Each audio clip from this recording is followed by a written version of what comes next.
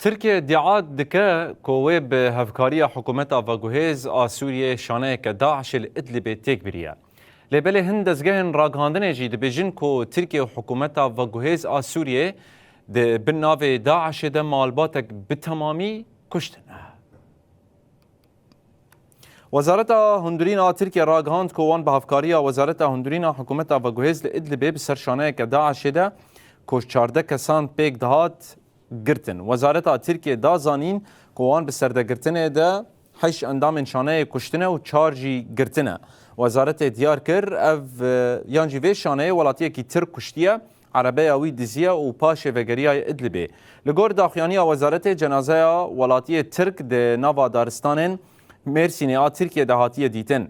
لبلي هندس جاين راغاندني اشكره كرن كو استخبارات تركيا وحكومتها فاغوهيز لإدلب مالباتك بالتمامي دبن نافي داعش ده كشتنها.